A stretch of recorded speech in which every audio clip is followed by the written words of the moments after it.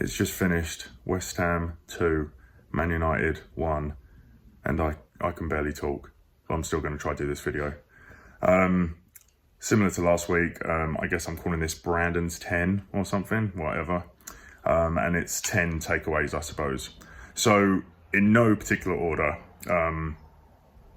here we go. At number 10, and again, as you remember, it'll either go from bad to worse or from good to great kind of thing. So, at number 10, I've got Bowen. I mean, he just feels like such a shadow of what he can provide us. We know he's probably our best player. He probably is. But this season, he's just been so much more cold than hot, and it's just getting odd. I was myself when he stepped up to take the penalty. I would rather have had Summerville or Ings take it, but oh my lord, because I thought he was a bit low on confidence, but thank God, what a penalty. He took it really well, and he had a better second half, but oh my lord, like, as a whole game, not so sure. 9, Antonio. I really don't understand how he gets a start, and higher up is the team selection in general, but he has this perfunctory way about him where he strolls around and sometimes he works hard and other times he doesn't do enough, and I don't think he can be starting for us anymore. I really don't, so whatever. Paqueta, another really odd one. Again, all the talent in the world, but this season he's just gone missing. I thought it was a phenomenal decision to take him off at half-time. I would have started him, to be fair, so I don't disagree with J-Lo for starting him, but I don't know, against Forest, I wouldn't blame him for being dropped. Onto good players. I thought Alvarez and Emerson were just great the whole game. I thought they were so solid. Yeah, they did really well, but my man of the match was Summerville. Again, he turns up. I'm so pleased he got his goal. But he turns up and he just changes the game. He gives you such a different dynamic. He's naturally left. He creates space. He draws fouls. Like he brings an energy. And I don't know what he has to do to get a start. But again, we'll talk about the lineup. I also thought Souček was very, very good. I thought he brought like a bit more of a calming presence and a bit more of a presence in general. Because we were really, just losing that midfield, and he came on and I thought he made a bit of a difference there. Number 6. I don't know how many people know this. I didn't even know this, and I keep stats pretty well. If we hadn't have won that, we would have only won 3 home matches this calendar year. And people were asking for, our former manager back. 3 home matches in a calendar year. That is horrific. Thank God we won today. But those 3 matches that we won are against Brentford, Luton, and Ipswich. I mean, that is not good. So, yeah, again, anybody who's calling for our former manager back just needs to have their head wobbled.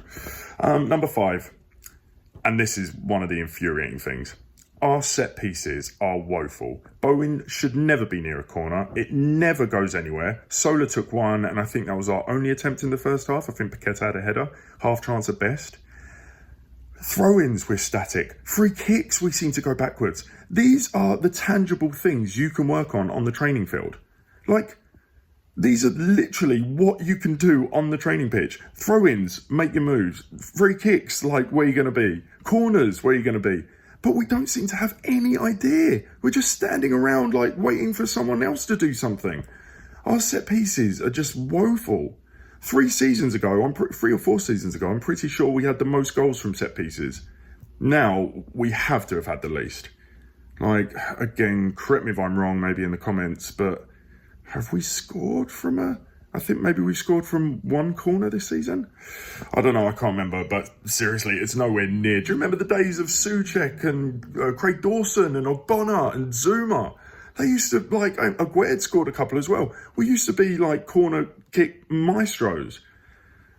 Was that when Cresswell was starting? I don't know. But anyway, number 5, our set pieces. Oh, no. Number 4, 14 minutes of added on time.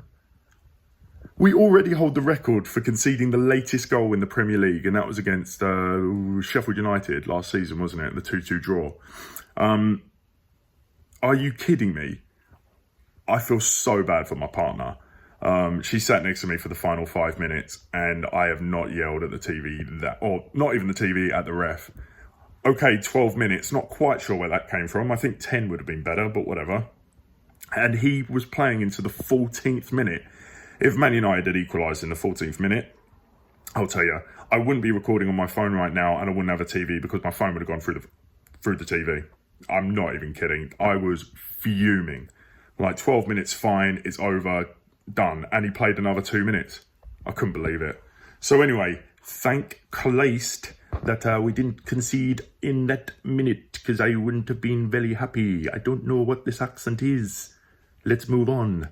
Number 3, that first half was abysmal. And I don't think I'm overstating it to say we could have gone in 4 or 5-0 down. We had one half chance, which I already mentioned, that Paqueta half chance header. Let's be honest, they should have scored 3. Like, open goal. Garnacho had all the time in the world to pick his spot, didn't. They should have had 3, but a better team, if it was Man City or Liverpool, they would have had 4 or 5. I mean, what was Loptegui thinking with that starting lineup? And again, I'm kind of bleeding into my number 2, but it just raises concerns about, like, what was he setting up to do? Like, it certainly wasn't defending because we were getting carved open at will, and it certainly wasn't attacking because we didn't create anything. So I don't understand what the game plan is. And again, I suppose I can just segue right into number 2 right now, because I would like to think that I speak for most West Ham fans when I say we all want Ings to get more minutes. And as I already mentioned, Antonio, I don't think he's effective enough, and I think he'd be more effective if he comes on for the last 30 minutes or 20 minutes. Just run around, be a a menace. Just put him off, bump into him, like, you know what I mean? But he can't be starting games. Ings for Antonio had to be made. Summerville, Kudus is like, he's not even playing, and Summerville still can't get a game. Why is Solo on the left? Weird. And Souček, most of us were asking Souček to be dropped the whole of last season. He's finally having a decent season and he gets dropped. I mean, go figure. Fabianski was a bold choice, and I probably wouldn't have made it, but fair play to Loptegui for doing that. Because, yeah, I mean, as I mentioned in my last video, Areola had his worst game in a West Ham shirt last week. He did, and as it proved, he got dropped. And fair play, I thought Fabianski was pretty solid, other than, he came blazing out, and that didn't work, but hey-ho. Anyway, so again, I just don't know why our managers can't get the starting lineup right. And I'll tell you, Nottingham Forest away from home is going to be a much, much harder test. So we'll see what he goes for there. And anyway, number 1, and sorry, I know I'm dragging on again. Number 1, and it's going to be the biggest talking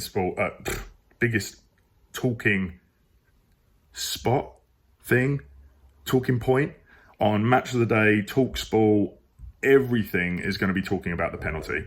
And here's my view on it. It wasn't given on the field, and so it shouldn't have been looked at by VAR. It just wasn't enough to warrant VAR getting involved. If it was given on the field, then I think it's a fair decision. I think it is a foul. I think anywhere else on the pitch, that's, the ref blows up and nobody really cares. But he didn't blow up.